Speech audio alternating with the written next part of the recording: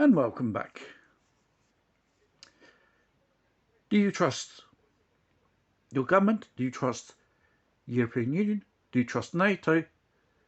Or do you trust the UN? Seeing our governments have been lying to us in the last few years or so, and even before, regarding the pandemic and these things which they want to make us undergo as medical treatment, and regarding the deaths of these people without no explanation. That's an example without going too much into it. Then you got NATO. Practically after the dissolvement of Russia, the old Soviet Union, even the Warsaw Pact disappeared.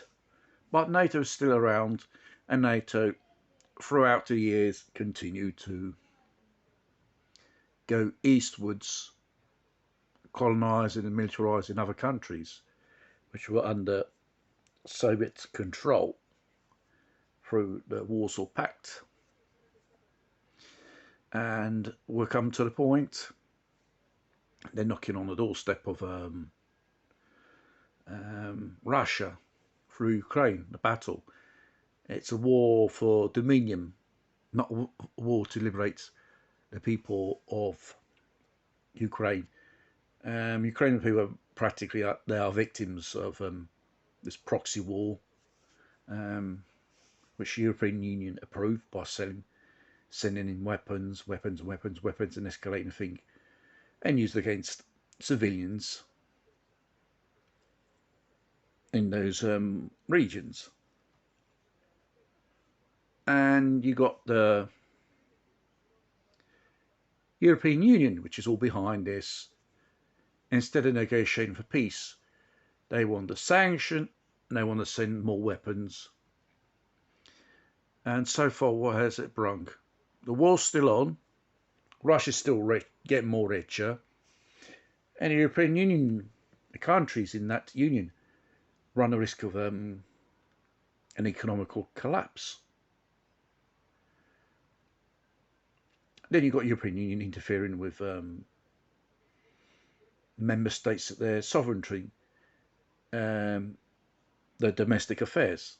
Last was also van der Leyen threatened some type of retaliation if the Italian elections doesn't go in a certain way.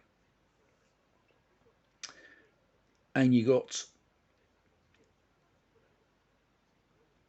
European Union, which has been funding basically Ukraine with the European funds,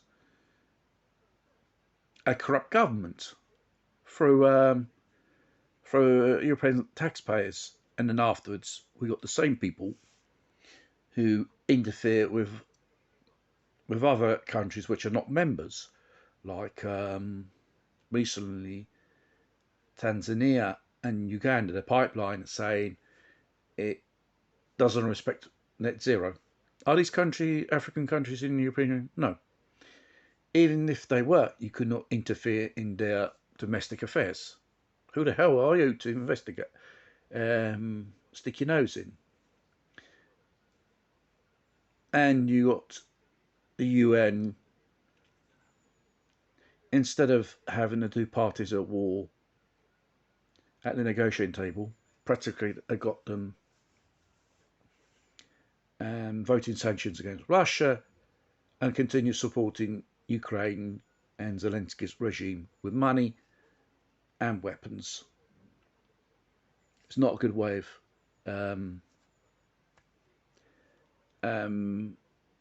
negotiating a peace. Then you got,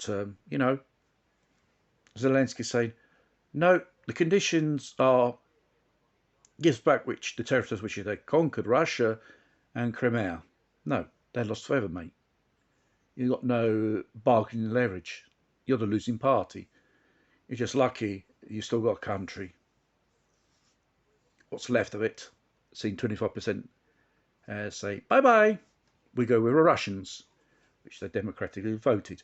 Then you've got the UN saying, no, it's all a sham and all stuff, as well as the European Union and America and a Biden administration.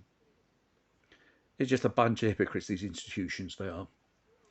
They're the same people which, NATO, waging wars in various countries. Then afterwards, you've got these flows of refugees pouring into Europe. You can blame NATO, you can blame politicians of those countries to let these people in.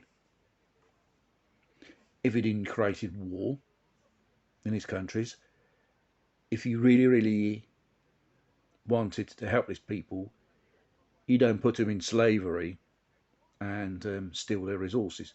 That's what NATO's all about.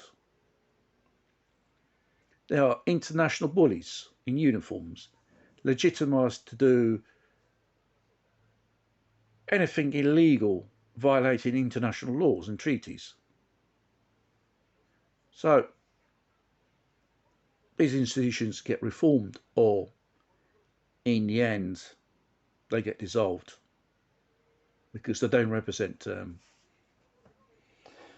people they should represent: peace, prosperity, and developments, and humanity.